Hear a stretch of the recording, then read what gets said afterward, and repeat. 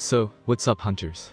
Jay here, for another Monster Hunter World Endgame Builds, featuring the hammer, Fatalis Demolisher, a Fatalis hammer, that has the highest raw damage on for the hammer tree with minus 20% affinity, but I think that's manageable with the builds that I'm going to show you.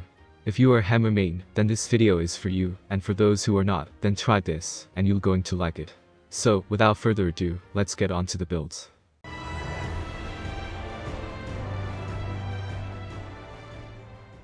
For this build, we are rocking a 4 pieces Fatalis armor and 1 piece Arch-Tempered Volcana, as the endgame build, and as we all know, that the hammer has a high potential to often stun the monster, if you hit ahead of the monster most of the time.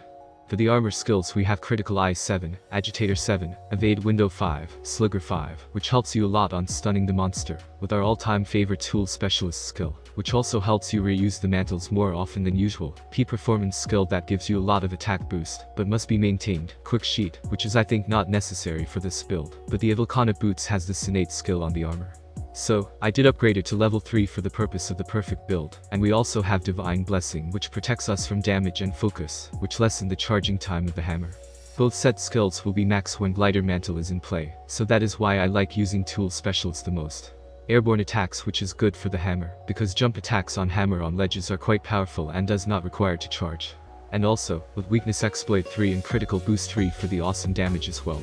For the food skill, I think if you want to overkill the stuns, then eat the food with Feline Slugger to it. If not, you better get Feline Moxie for safer runs. For the augments, we use Health Regen, Affinity Increase and Elemental Increase.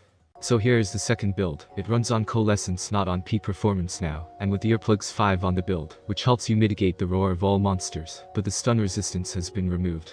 But personally, I like this build, and the 2 levels of Blight Resistance helps you activate that Coalescence easier, but do not make it to level 3, because the Coalescence will render be useless when you make that mistake on the build.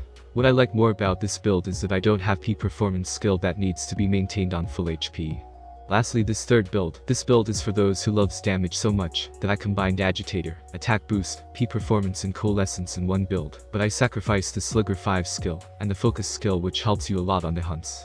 If you are not satisfied, take a moment to look at the builds, and let's see some damage test on one of them.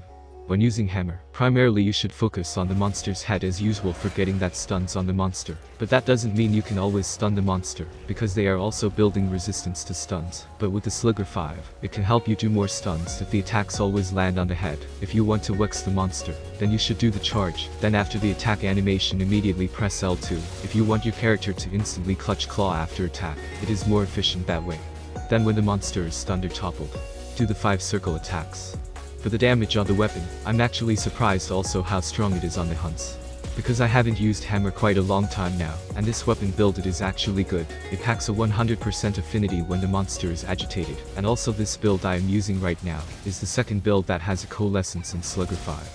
See for yourself the high number of the damage it deals on the monster, and as a hammer you can easily move around while charging your hammer to ready that attack. Also even you are inflicted with blights, primarily the Ice Blight and Water Blight. Then there is the Resuscitate skill that helps you counter it, together with the Blight Resistance.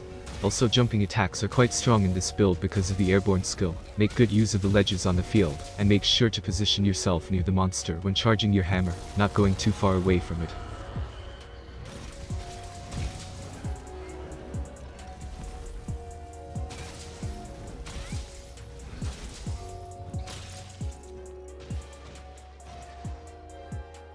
So that's it for this build guys. Thank you for watching and please give it a thumbs up if you like this video, and also please don't ever forget to subscribe for more videos and builds. Also comment down below what build should I do next for this Endgame Build series. And I will say it again, please smash that subscribe button to see more of my content, and I see you in the next video. Peace.